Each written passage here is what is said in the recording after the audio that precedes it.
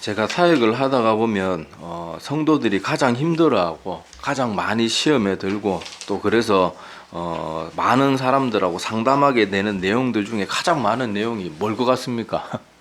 성도들 간에 이 관계에서 오는 상처들이 제일 많은 문제를 차지하는 것을 정말로 사역을 해본 사람은 아니면은 뭐 교회에서 오래 생활해본 분들이라도 아마 이런 걸 많이 느낄 거예요. 본인도 스스로 그런 경험들이 아마 다들 있을 것이고 한데 자, 세상에서 나가서 우리가 살아봐도요, 뭐 직장 생활이라든지 아니면 이렇게 세상 사람들하고 어울려서 무언가를 해보면요, 일이 조금 더 많고 덜 많고 일이 조금 더 힘들고 덜 힘들고 이런 건 큰 문제가 사실 되지 않습니다. 돈 조금 더 벌고 덜 벌고 뭐 속은 상할 수 있지만은 그래도 이거를 막 우리 마음이 너무 괴롭도록 그렇게 힘들게 하진 않아요. 그런데 사람과의 관계에서 오는 거는요, 돈을 아무리 많이 벌어도요, 그렇게 사람들 관계에서 오는 문제가 생기면은 사람이 정말 견디지를 못합니다.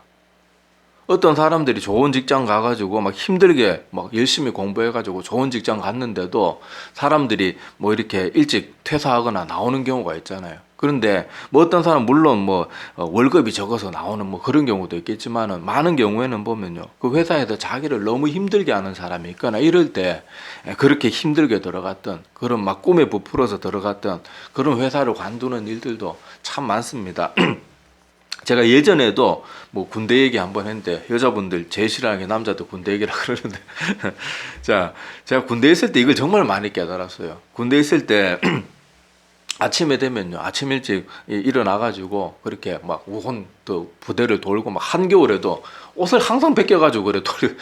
나중에 이거 영하 뭐한 10몇 도씩 되는데 이렇게 막 4kg씩 구보하고 나면 이 팔이 이렇게 나중에 굳어가지고 잘 안 펴져요.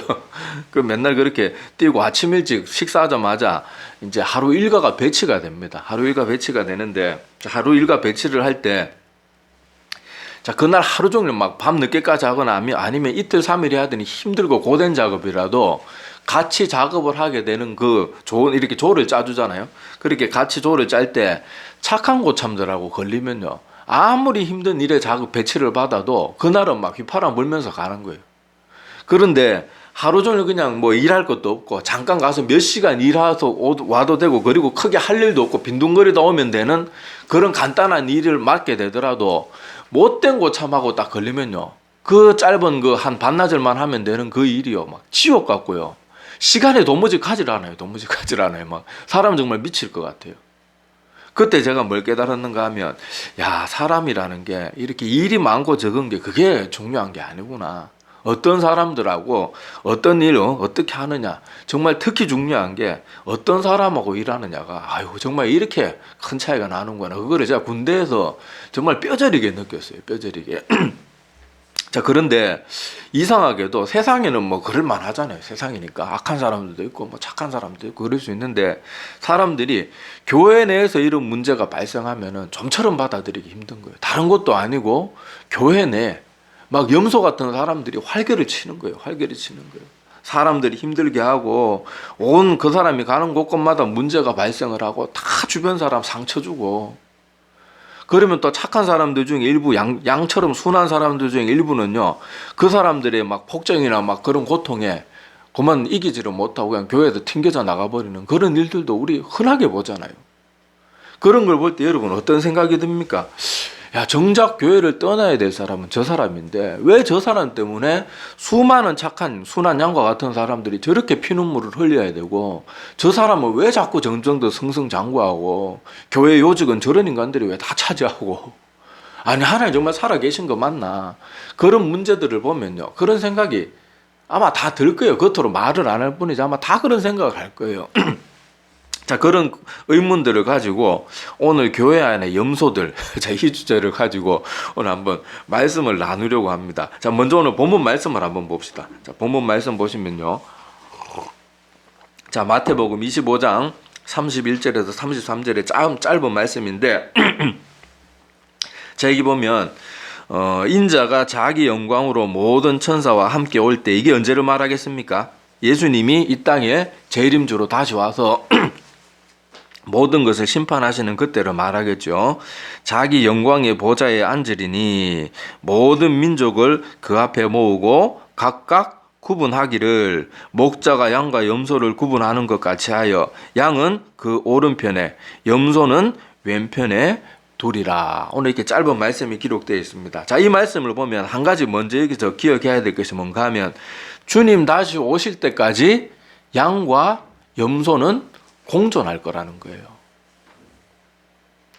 양과 염소는 같이 있게 될 거란 말이에요.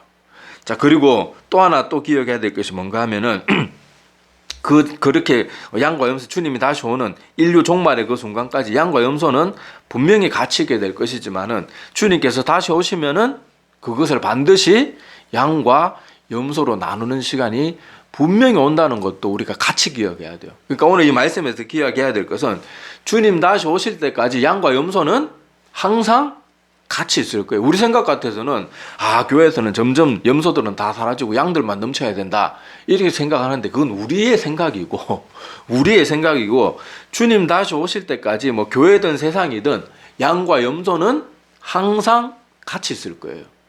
그렇지만은 그것을 구별해내는 그 시간이 반드시 온다는 것도 그것도 꼭 기억해야 돼요. 그러니까 우리는 주님께서 다시 오실 때 우리가 아니면 일찍 죽어서 주님 앞에 다시 서게 될 때 이 양과 염소를 구별 짓는 시간이 반드시 온다는 것을 우리가 기억하고 있어야 됩니다. 그러니까 우리가 그때 너는 염소였다 이렇게 판명이 나서는 안 되겠죠. 자, 그래서 우리가 이것을 기억하면서 자, 우리가 오늘 말씀을 듣기를 바랍니다. 제가 예전에 그 중동 지방의 그 양치기들에 대한 책을 한번 읽은 적이 있어요. 자, 거기 보니까 그 양치기들이 그 양들 사이에 염소를 일부러 몇 마리씩 풀어 놓는다고 합니다. 자, 왜 그런가 하면 염소를 풀어 놓는 이유가 여러분 양들이 저 중동 지방이 어떤 지방입니까? 우리나라보다 훨씬 뜨겁고 막 그런 사막교의 나라잖아요. 그런데 여러분 양들은 보면 어때요?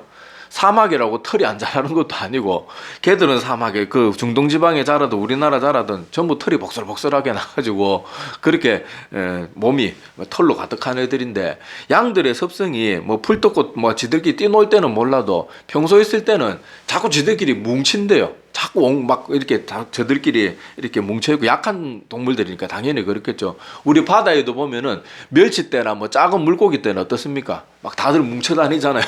자, 그런 것처럼 양들도 자꾸 모이고 뭉치는 습관이 있는데 자, 그러다가 보면요 약한 개체들이나 새끼들은요 그 양들 사이에 이렇게 막 중간에 막 껴가지고 떠 죽는데요. 그러니까 염소를 그런데 몇 마리 풀어놓으면 염소들은 하는 일이 뭡니까? 하루 종일 여기저기 막 맨날 여기저기 막 머리로 여기 떠받고 저기 떠받고 돌아다니는 거예요. 염소는 잠시도 가만 안 있죠. 여러분 염소 보신 적 있죠? 염소는 묶어놔도요 잠시도 가만히 있질 않아요. 그래가지고 일부러 양떼들 사이에 목자들이 염소를 몇 마리만 풀어놔도 어떻게 돼요? 양들이 서로 뭉쳐가지고 떠 죽는 일이 없는 거예요. 자, 그런 얘기를 제가 그때 들으면서 그래서 하나님께서도 염소들을 저렇게 두시는 건 아닌가 뭐 그런 생각이 든 적이 있는데 자, 오늘 주변 사람들을 힘들게 하고 심지어 교회 내에서도 염소들이 저렇게 설치고 다니는데 왜 하나님께서는 저런 염소들을 가만두실까? 그것에 대한 이유를 하나하나 한번 생각해 볼게요. 자, 먼저 제가 주보에 그 성경 구절을 또 마태복음 13장 24절에서 30절 내용을 제가 찾아놨습니다. 자, 뭐 찾을 분들은 찾으시고 주보 보시면 제일 빠르니까 자, 주보를 보세요. 자, 제가 빨리 읽어 드릴 테니까 자, 여러분들 눈으로 보시기 바랍니다. 자, 예수께서 그들 앞에 또 비유를 들어 이르시되 천국은 좋은 씨를 제밭에 뿌린 사람과 같으니 사람들이 잘 때 그 원수가 와서 곡식 가운데 가라지를 더 뿌리고 갔더니 싹이 나고 결실할 때 가라지도 보이거늘 집 주인의 종들이 와서 말하되 주여 밭에 좋은 씨를 뿌리지 아니하였나이까? 그런데 가라지가 어디서 생겼나이까? 주인이 이르되 원수가 이렇게 하였구나. 종들이 말하되 그러면 우리가 가서 이것을 뽑기를 원하시나이까? 주인이 이르되 가만두라. 가라지를 뽑다가 곡식까지 뽑을까 염려하노라. 둘 다 추수 때까지 함께 자라게 두라. 자, 요거 우리가 아까 읽었던 말씀하고 같은 내용이죠, 그죠?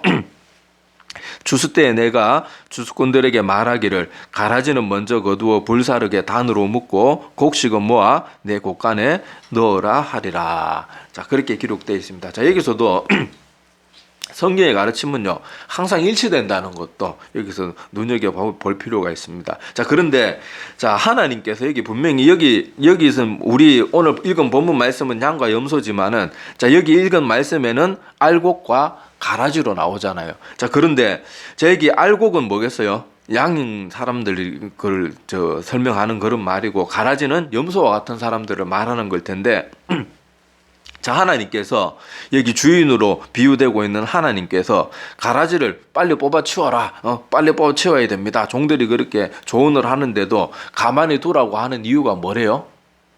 알곡이 다칠까봐, 곡식이 다칠까봐 하나님께서 그렇게 하지 말라고 하는 거예요.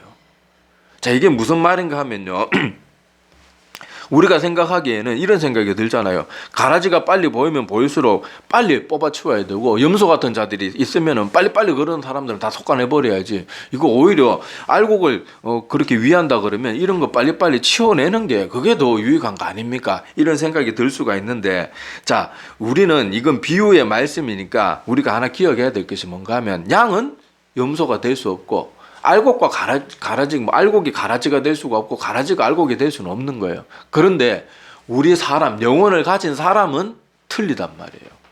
다르단 말이에요. 자, 우리 영혼을 가진 우리 사람들은요, 이 거듭남을 통해서 다시 태어날 수 있단 말이에요. 그러니까 염소와 같은 사람이 양이 될 수가 있고, 양과 같은 사람도 타락해서 염소가 될 수도 있는 거예요. 그런데 하나님께서 막 그냥 초반에 다 솎아내버리면요, 나중에 양으로 바뀔 수 있게 된 사람도 어떻게 된 거예요? 양으로 되기도 전에 솎아내버려지는 거예요. 그리고 그게 내가 될 수도 있다는 거예요. 내가. 우리는 근데 조금만 나 힘들게 하는 사람도 막 저런 것도 왜 하나님이 안 솎아내버리고 뭐 하나 이렇게 생각할 수 있는데, 만약에 그런 식으로 하나님이 다 솎아내버린다 그러면 나는 어떻게 될 것 같아요? 나만 알 것 같습니까? 천만의 말씀이에요. 자, 사도 바울을 예로 한번 봅시다. 여러분, 사도 바울은 염소 중에, 염소로 비유하자 그러면 염소 중에 상염소였어요. 사도 바울이 했던 일이 뭡니까? 유대인이었을 때, 유대교에 그렇게 심취했을 때 뭐 했어요? 기독교인들 다 잡아 죽였잖아요. 그리고 그것도 더 본격적으로 하기 위해서 007 무슨 살인 면허를 영화 제목도 있듯이 기독교인들 그냥 아주 합법적으로 막 완전 잡아서 완전 씨를 말리려고, 그 막 면허증, 뭐 대대사장들이 이런 사람들의 막 그런 공문서까지 들고 다니면서 얼마나 잔인하게 그리스도인들이 핍박했습니까? 성경 자세히 읽어보면요, 이 사도 바울이 그리스도인들이 배교를 하도록 막 강요한 것까지 그렇게 기록이 되어 있습니다. 그렇게 악한 짓을 했던 사도 바울이 만약에 하나님이 초반에 솎아내듯이 저게 어디 우리 그리스도인들을 그냥 자꾸 힘들게 하나, 그래서 솎아내버렸다 그러면 우리 신약 성경의 절반이 없어져 버리는 거예요.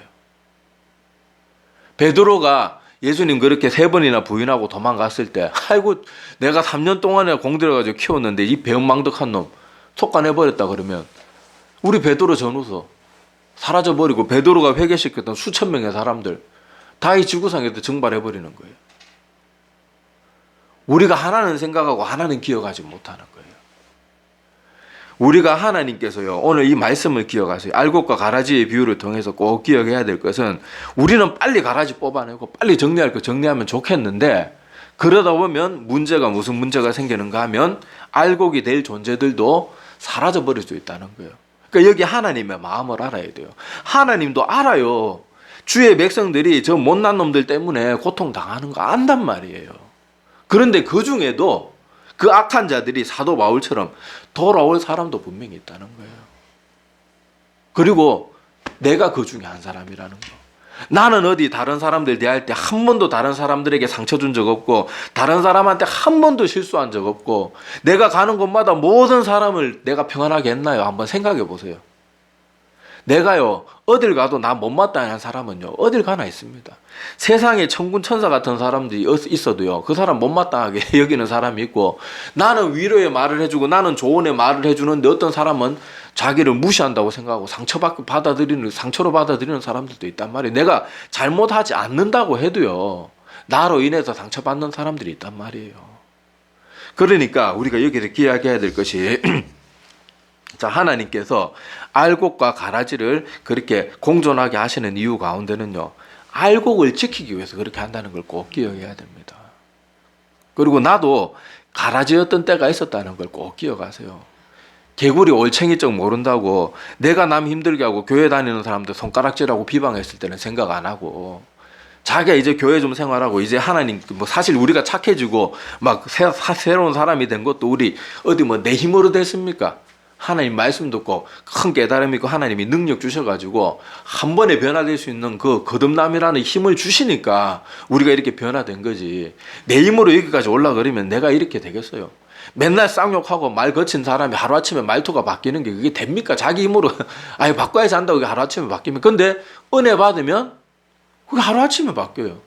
막 욕하던 사람이요, 딱 은혜 받고 나면 그 다음날부터 바로 그 다음날부터 막 말 함부로 욕설 같은 거 못합니다. 그건 내 힘으로 되는 게 아니거든요. 그러니까 우리가 하나님께서 이렇게 알곡과 가라지, 양과 염소를 같이 잠시 동안 둘 뿐이에요. 잠시 동안 반드시 그걸 구별 짓는 날이 최후 지구 종말의 순간에도 올 것이고, 사람들이 죽고 나면 이걸 다 직면해야 되는 거예요. 그러니까 우리가 이것을 기억해야 됩니다. 그리고 사람은 양이 염소가 될 수 없고 생물학적으로 염소가 양이 될 수는 없지만은 우리 인간은 영을 가진 존재예요. 영을 가진 존재. 그렇기 때문에 우리의 영혼은 언제 양이 염소가 될 수 있고 또 염소도 양이 될 수 있고, 아까 제가 사도 바울의 예만 들었지만요, 반대되는 예로 성경에 보면 후메네오, 알렉산더, 데마와 같은 사람들은요 양과 같이 시작했던 사람이에요. 초대교회 때 예수 그리스도를 믿으면, 요새는 우리 교회 나와서 그냥 사람들이 교회만 나오면 다 받아주고 좋아하고 그러지만은요, 초대교회 때는 자기가 온 성도들 앞에서 신앙 고백을 하지 않으면 성도를 받아주지 않았습니다. 요새 그렇게 해보라 그러세요. 누가 막 자기의 뚜렷한 신앙 고백하면서 교회 다닐 사람이 몇이나 되겠습니까? 그런데 그 정도 했다는 것만 해도, 그리고 지금은 교회 나오면 막 환영해주고 좋아하지만 그때는 그리스도인이 되고 교회에 나온다는 것은 뭐예요? 자기의 모든 것을 내려놔야 되고 심지어 목숨까지도 걸어야 되는 일이었거든요. 근데 그렇게 대단하게 시작했던 사람들이 염소가 되는 경우도 있단 말이에요. 자, 이런 모든 것을 보면서 우리는 내 자신을 돌아볼 줄 알아야 됩니다. 염소를 첫 번째 우리가 기억해야 될 것은, 염소와 같은 사람들을 하나님이 그냥 두시는 것은 알곡, 양을 다치지 않게 하기 위해서, 염소 중에도 양으로 변화될 사람이 있기 때문에 하나님이 그렇게 하시는 것이고, 또 이 염소와 같은 사람들을 보면서 우리가 또 기억해야 될 것이 뭔가 하면, 나에게 저런 모습이 있지 않나 생각해 봐야 돼요. 나에게도 가만히 여러분이 생각해 보면요, 막 염소라고 욕하는 그 사람들 모습 가운데 나도 그런 모습이 분명히 있을 수 있어요. 아까 양떼들 사이에 염소를 풀어놓으면은 이 양들이 염소 때문에 서로 뭉쳐있고 막 그래가지고 뭐 어떤 사고가 발생하는 걸 막는다 그랬잖아요. 우리가 염소와 같은 사람들을 보면서 생각해 볼 수 있는 거예요. 나에게도 저런 모습이 있지는 않을까. 나는 내가 잘하고 있는 줄 알았는데 나는 저 사람 때문에 저기 상처받는 것처럼 나도 모르는 사이에 다른 사람들을 힘들게 하고 있는 모습은 있지는 않을까. 돌아보게 되고, 또 힘들게 하는 그 사람 때문에 하나님 앞에 더 기도하게 되고, 더 간절하게 되고, 나는 저렇게 되지 않아야 되겠다, 더 결심하게 되고, 나를 돌아볼 수 있는 계기가 되는 그런 긍정적인 부분도 분명히 있다는 거예요. 자, 그래서 우리가 그런 사람들을 볼 때 그런 것을 기억하면서 그들을 위해서 저 사람도 빨리 순한 양으로 변화되게 도와주세요. 그들을 위해서 기도도 해주고, 솔직히 내 마음을 너무 힘들게 하는 사람들을 위해서 기도하는 게 썩 내키지는 않겠지만은요, 우리 기독교인은 순종하는 종교예요. 내키지 않더라도 억지로라도 기도하세요. 억지로라도 축복해 주세요.